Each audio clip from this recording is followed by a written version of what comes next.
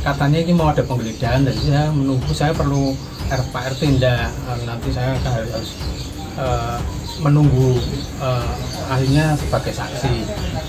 Yang mau digeledah rumahnya siapa, Pak? Katanya rumahnya Mas Manot. Semua tadi sesuai prosedur, mulai dari penangkapan sampai penggeledahan sudah ada semua, dan untuk surat penangkapan nanti sudah dilihatkan ditandatangani orang yang bersangkutan. Saya melihat bahwa tapi NII itu terdiri dari banyak faksi. Oke. Jadi faksi-faksi dulu 14, kemudian pernah berkembang menjadi 32 faksi. Kemudian sekarang ini 18 faksi karena ada beberapa integrasi dan juga ada perkembangan munculnya faksi baru. Berubahnya politik Islam itu ketika pemahaman-pemahaman ini dipelintir paksa demi kebangkitan politik keluarga Ibnu Saud di Saudi Arabia.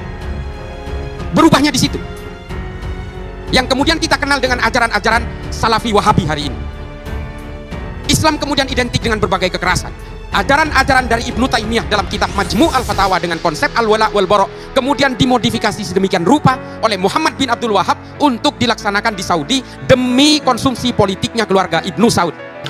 Saya sering melihat video-video para tokoh agama yang dalam ceramahnya menebarkan benih-benih kebencian, radikalisme, bahkan ada yang tak tanggung-tanggung mengajak umat untuk menjadi teroris dengan dalil bahwa menjadi teroris akan diberikan pahala, akan masuk surga dan sebagainya dan sebagainya.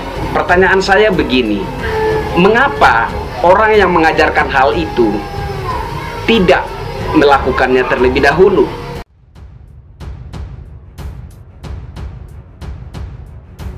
Densus tangkap 3 terduga teroris NII, 2 asal FPI, ayah simpatisan dalam Habib Rizik.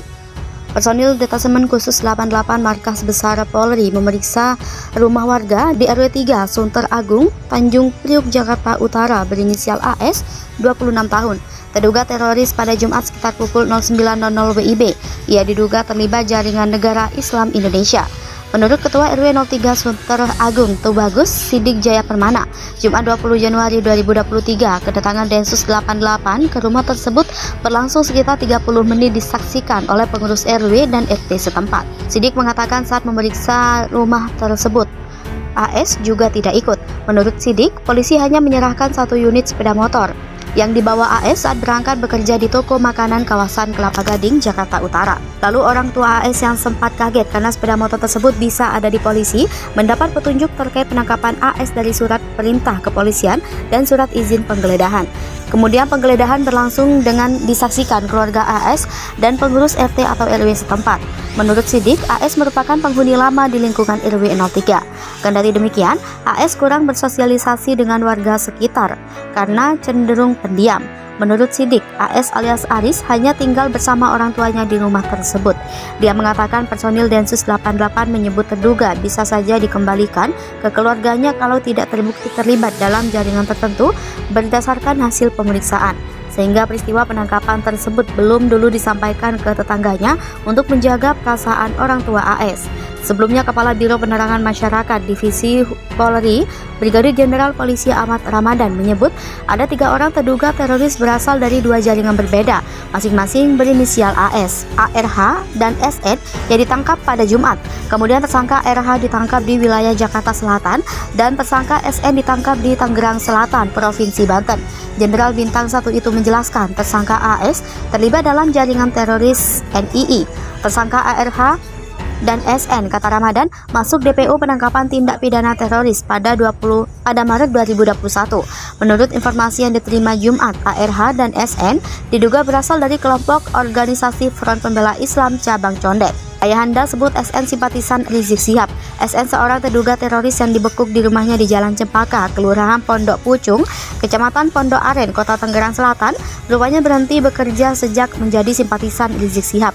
Hal tersebut diungkapkan Nuril 70 tahun yang tidak lain ayah dari SN.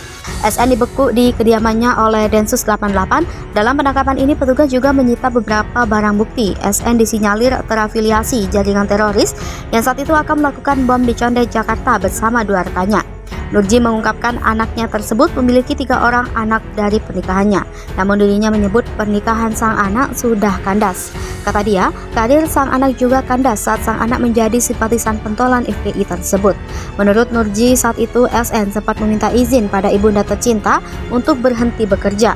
Hal tersebut dia lakukan usai menjadi seorang simpatisan. Modern, dukung Cak Nun hina Jokowi, kader Demokrat Benny Kaharman kena geprek netizen. Emma Ainun Najib atau Cak Nun sebenarnya tidak ada bedanya dengan Rocky Gerung, Said Didu dan Rizal Ramli. Sama-sama tukang nyinyir kayak emak-emak kompleks, padahal sudah tua. Lihat saja Rizal Ramli, usianya sudah 68 tahun, Ferguson, tapi masih juga doyan nyebar hoax di medsos, gak ada bijak-bijaknya. Said Didu, usianya 62 tahun tapi kelakuannya malah mencemarkan nama baik Luhut. Untung dia gak sampai masuk penjara kala itu karena dulu dilaporkan oleh Menko Marves tersebut ke polisi. Sedangkan Cak Nun sudah berusia 69 tahun atau sudah masuk kategori lansia, malah menghina Presiden Jokowi. Padahal orang ini pekerjaannya adalah pendakwah. Bahkan ada yang menyebutnya sebagai tokoh intelektual Muslim Indonesia. Kok makin tua bukannya makin bijaksana, tapi makin gak ada akhlak. Jadi beberapa waktu yang lalu, si Cak Nun ini seperti tanpa bersalah mengatakan Jokowi adalah Fir'aun. Tega banget, orang yang sudah pontang-panting banting tulang untuk negeri ini, tiap hari bekerja untuk memajukan Indonesia, malah disamakan dengan Raja Mesir yang sadis dan bejat itu. Padahal Presiden Jokowi tidak pernah menganggap dirinya sebagai Tuhan. Dan orang nomor 1 di Indonesia itu juga tidak pernah memerintahkan agar anak-anak dibunuh seperti yang dilakukan oleh Fir'aun. Justru yang dikerjakan oleh Presiden sebaliknya, ibu hamil yang tidak mampu diberi bansos PKH, BPNT dan Kartu Indonesia Sehat, supaya gizi anaknya dalam kandungan dan setelah lahir nanti tercukupi, serta bisa lahiran di meski tidak punya biaya. Sedangkan anak-anak sekolah yang asal dari keluarga yang kurang mampu diberi beasiswa program Indonesia Pintar. Pertanyaannya, di mana letak Fir'aunnya? Kalau Jokowi ada kekurangan dalam memimpin negeri ini wajar, karena dia cuma manusia biasa. Tapi kalau ada yang mengatakannya Fir'aun, rasanya orang yang mengatakan tersebut bagian otaknya ada yang gak beres, alias sudah diracuni oleh virus kadron. Lucunya, kelakuan gak ada halak Cak Nun itu malah didukung oleh kader Partai Demokrat Benny Kaharman pakai playing victim ala SBY. Siapa yang menghina, siapa pula yang disuruh. Jangan takut dihina, benar-benar kompak. Benar-benar kompak. Tidak menunggu waktu lama, Benny pun auto kena geprek rame-rame oleh netizen. Mentang-mentang anggota dewan bertindak sesukanya, rakyat digampar orang yang menghina presiden didukung. Gak jauh beda dengan junjungannya AHY yang memperjuangkan rakyat boleh menghina kepala negara sesukanya. Mungkin ketum partai hasil giveaway dari bapaknya itu lupa kali ya kalau istrinya Anissa Pohan pernah marah-marah karena anaknya Almira Tunggadewi Yudhoyono dibully pada 2020 silam. Artinya apa? Tidak ada orang yang mau dihina Ferguson, termasuk presiden sekalipun. Bahkan SBY lebih parah lagi, dia dulu pernah melaporkan mantan wakil ketua DPR Zainal Ma'arif ke polisi. Lantaran si Zainal tersebut dianggapnya telah mencemarkan nama baiknya. Gak tahu apakah AHY sudah lupa dengan kelakuan istri dan bapaknya itu, ataukah karena dia memang benci sama Jokowi sehingga apapun cara dilakukan untuk menjatuhkannya.